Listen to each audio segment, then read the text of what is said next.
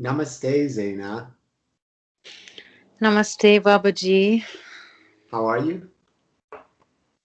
Yeah, I'm good. I'm feeling I'm feeling like present with what is. It's a traveling day for me. So, you know how traveling days can be sometimes. Tell me, where's your next adventure leading you to? I'm going to Montana. Oh my God, there's a song that goes, Leaving for Montana soon, gonna be a dental floss tycoon. Because at the time when the song came out, there was a lot of people were suffering from tooth decay out in Montana because there was a lack of dentists, I guess. Anyways, go ahead, Wow. Angel. So you're going to Montana. Where in Yeah, Montana? so just somewhere around Whitefish, Budokan, that's where I'm going. It's a mixed martial arts school. Wow. We can tag them in case people are interested. But yeah, that's where I'm going. So I'm gonna be there for like 3 weeks to a month. I'm gonna be away from my partner, who I've been face to face with for the last like 3.5 months, and it's been beautiful. And I'm feeling like it's important to practice non-attachment. Wow, there You you go. know, And yeah, absence makes the heart grow fonder, right? The, yeah, the time yeah. you're away, he'll appreciate the things about you that, are not around in the present Absolutely. moment and vice versa. So good for you, Angel, for What practicing. about you, Michael? How are you today? I'm very well. I'm doing good. And I thought we would talk about the positive, negative, or masculine, feminine polarities on this planet, the God goddess aspect of the human being. Could we I talk love that about that? you bring that. Could we? Yeah. Do you want to So start? today was, I would love to. Yeah. Today was also the last day of this program that I've been running for the last 6 weeks. It's called Connect.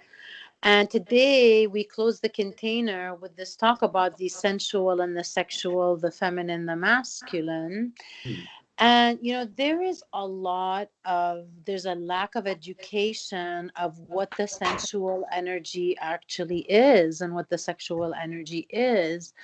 And I really kind of brought voice today to the fact that I believe in my heart that this is what humanity is lacking, is this real, intuitive, curious rebirth, playful energy of the feminine, of the goddess, that we're lacking so deeply because we've been so long following the patriarch, and we need to get back to the matriarch a little bit Hmm. and just make sure that it's not one needs to take over the other. It's like there needs to be a balance and respect of both energies in both sexes. Both men also need to nurture their femininity, that it's okay to feel and cry and express and Yes. whatever that means for the masculine, and to be sensual and all of that. So,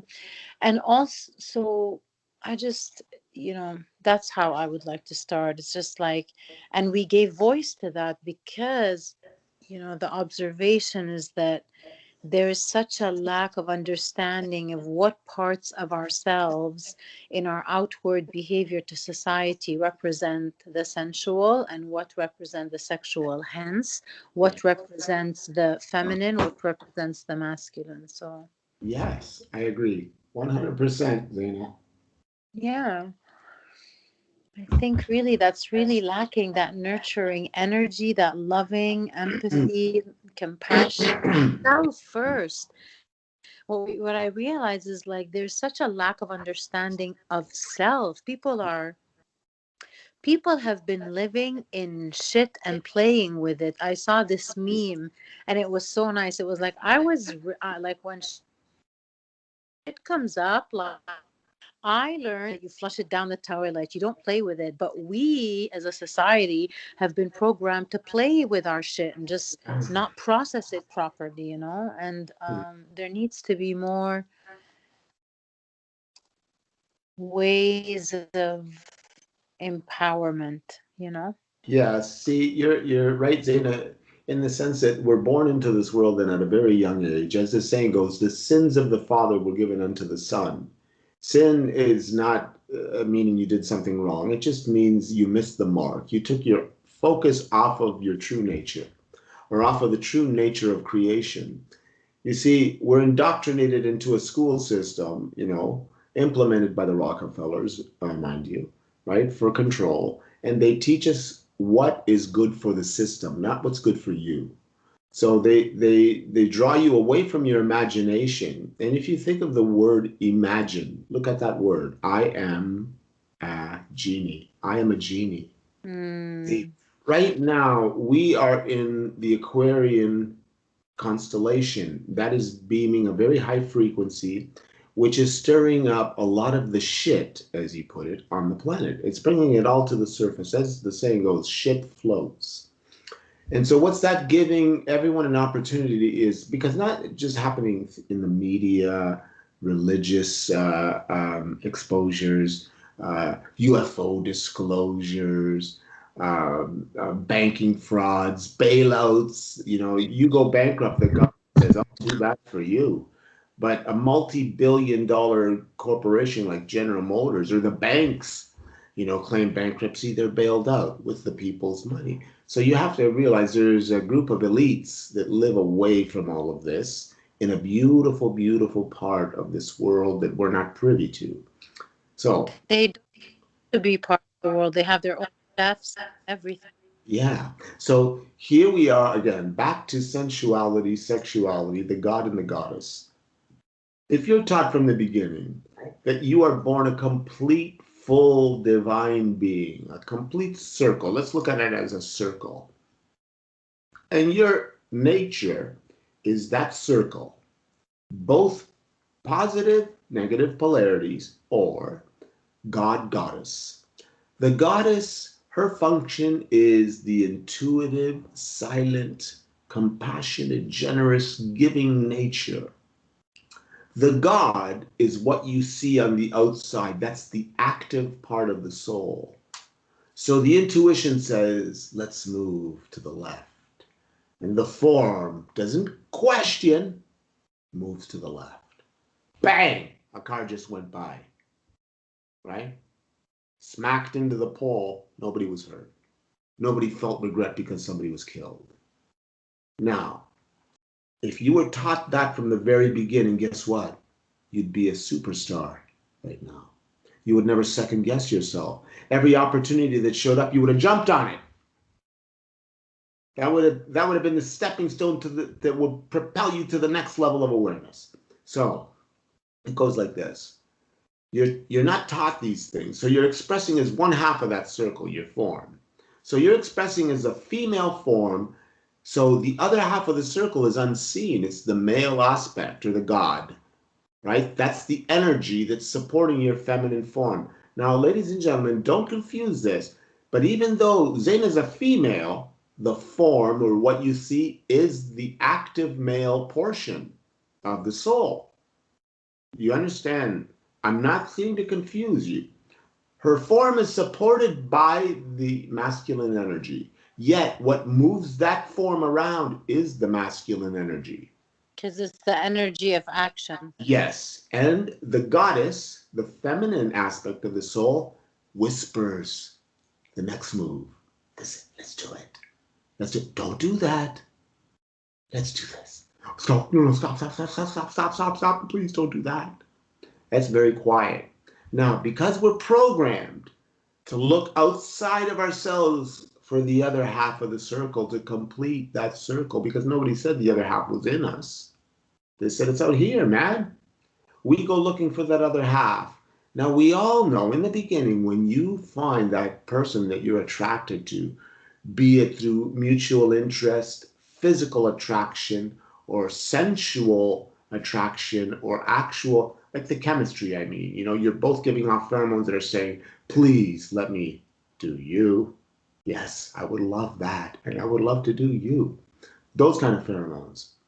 Or is an actual soul contract that there's an exchange there that has to happen. It has nothing to do with sex. Now, in the beginning, we're looking for that other half. We find that other half, they find us. Those two halves come together. Man is a cosmic energy that pours through the whole circle. It is palpable. It is powerful. You will not sleep. You will fall asleep on the phone talking to that person after 9 hours.